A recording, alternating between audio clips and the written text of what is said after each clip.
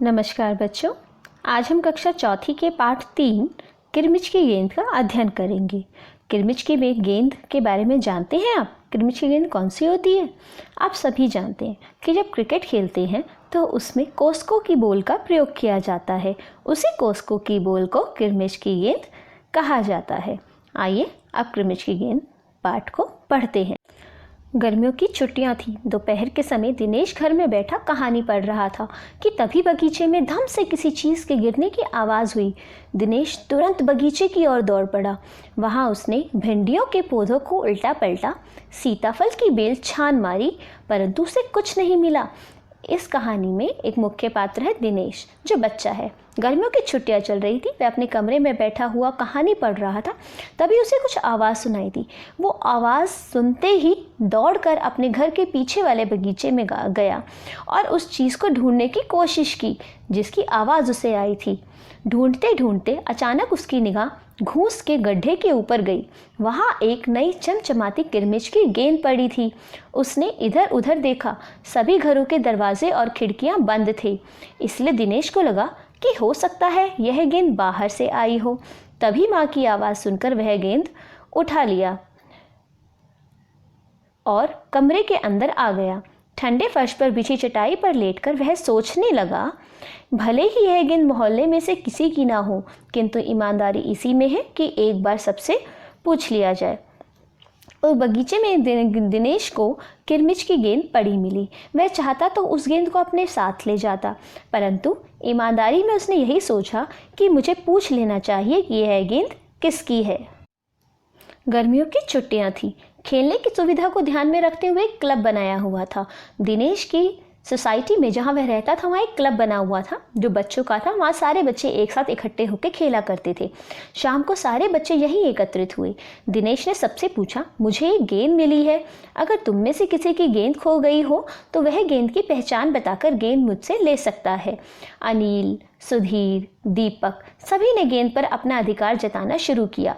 जब दिनेश ने सबको कहा कि मुझे गेंद मिली है तो सभी बच्चों को लगा कि हम ये गेंद अपनी बना सकते हैं, और उस गेंद को हथियाने के लिए सभी ने अलग अलग तरीके के बहाने बनाने शुरू कर दिए, अलग अलग तरीके की पहचान बतानी शुरू कर दी। लेकिन दिनेश अच्छी तरह जानता था कि यह गेंद तीनों में से किसी की नहीं है। फिर भी दीपक बार बार कहे जा रहा था, गेंद मेरी है और सिर्फ मेरी है। अनिल उसकी बात काटते हुए बोल पड़ा, क्या सबूत है कि यह गेंद तेरी ही है? फिर दोनों में ठन गई। दोनों में आपस में बहुत बहस हुई गेंद को लेकर। दिनेश ने देखा कि झगड़ा बढ़ रहा है।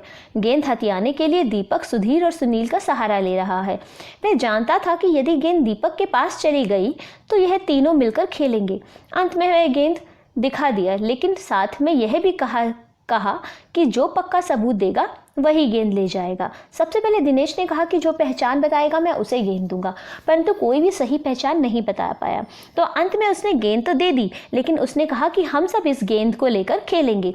गेंद देखते ही दीपक बोल पड़ा, यही मेरी गेंद है, यह लाल रंग का निशान मेरी गेंद पर था। लेकिन उसकी बात पर किसी को भरोसा नहीं हो रहा था। दीपक क्रोध में आ गया। उसने कहा, मैं इसे सड़क पर फेंक दूंगा। और उसने जैसे ही गेंद को सड़क पर फेंकने के लिए हाथ उठाया कि अनिल और दिनेश ने उसे पकड़ लिया। वास्तव में दिनेश का मन सबके साथ मिलकर उस गेंद से खेलने का कर रहा था। दीपक दिनेश की गेंद को हथियाना चाहता था। वह गेंद दीपक की नहीं थी, परंतु वह उस गेंद को लेना चाहता था।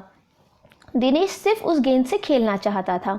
इसीलिए उसने उनको कहा कि ये गेंद के लिए झगड़ा करना छोड़ो, हम सब खेल लेते हैं। इसीलिए उसने सबसे कहा, झगड़ा बाद में कर लेंगे, अपने अपने बल्ले ले आओ, पहले खेल ले। 5 मिनट के भीतर ही खेल आरंभ हो गया। इस तरह सारे बच्चों का जो झगड़ा था वो बंद हो गया और सभी बच्चों ने खेलना आरंभ कर दिया। दिनेश बल्लेबाजी कर रहा था। अब क्योंकि गेंद दिनेश की थी तो दिनेश ने कहा, सबसे पहले बल्लेबाजी मैं करूंगा, और दिनेश ने बैटिंग करनी शुरू की। अभी 2-4 बार ही खेला था कि गेंद जोर से उछली और दरवाज़ा पार कर सड़क पर जाते हुए एक स्कूटर में बनी सामान रखने की जालीदार टोकरी में जा गिरी। और गेंद गिरी कहाँ पता है आप लोगों को? वो एक चलते हुए स्कूटर की जो पीछे जालीदार टोकरी बनी होती है ना, उसमें जाकर गिर गई। तेजी से चलते हुए स्कूटर के साथ गेंद भी चली गई। बच्चे स्कूटर के पीछे भागते किंतु जल्दी ही रुक गए। वे समझ गए कि स्कूटर के पीछे भागना बेकार है और फिर वे सभी ठहाका मारकर हंस पड़े। इस तरह दिनेश को जो गेंद मिली उससे वो बच्चे भी बहुत देर तक नहीं खेल पाए, क्योंकि वह गेंद तो स्कूटर के साथ चली गई। इस कहानी से हमें क्या शिक्षा मिली बच्चों? इस कहानी से हमें यह सीखा कि हमें किसी की चीज़ पर अधिकार नहीं जताना चाहिए। अब पाठ के कठिन शब्द और उनके अर्थ जानते हैं। पहला शब्द वस्तु। वस्तु का अर्थ होता है बच्चा चीज़, कोई भी चीज़। दूसरा चिक। चिक होता है बांस की तिल्लियों से बना पर्दा। आपने देखा होगा कि घरों में धूप से बचने के लिए अक्सर बालकनी में चिक लगाई जाती है। तीसरा सिद्ध करना। सिद्ध करना होता है प्रूफ करना, साबित करना किसी चीज़ को। चौथा आजमाना, परखना। पांचवा निगाह, नज़र। छठा सुस्ताना, आराम करना। सातवां हथियाना, किसी चीज़ पर अपना अधिकार जमाना।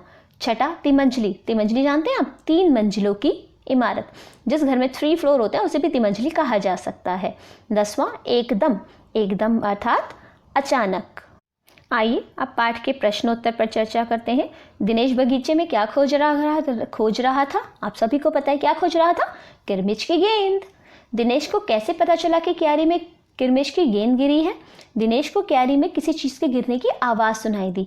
उस आवाज़ को पहचान कर दिनेश को पता चल गया कि क्यारी में किरमिच की गेंद गिरी है। प्रश्न 3, दीपक बार बार गेंद को अपनी क्यों बता रहा था? साधारण सी बात है, दीपक दिनेश की गेंद को हथियाना चाहता था, इसीलिए वह गेंद को बार बार अपनी बता रहा था। दीपक ने गेंद को अपना बताने के लिए क्या क्या कहा? दीपक ने सबसे पहले तो कहा कि गेंद पे जो लाल रंग का निशान है वो उसकी गेंद में से भी था, उसकी गेंद में भी था। और दूसरा उसने कहा कि जैसे गेंद से टप्पे की आवाज़ आती है वो मेरी गेंद में भी आती थी। इस तरह दीपक ने दिनेश की गेंद को अपना बताने के लिए ये पहचान बताई। हमारा आखिरी प्रश्न है मूल्यों पर आधारित प्रश्न, जो मैंने आपसे पूछा कि हमें क्या शिक्षा मिलती है। आप सभी को पता है कि हमें लालच नहीं करना चाहिए और दूसरों की चीज़ों पर हक नहीं जमाना चाहिए। इस तरह हम अपना पाठ किरमिच की गेंद पूरा करते हैं। उम्मीद करती हूँ आप सबको समझ आया होगा। धन्यवाद।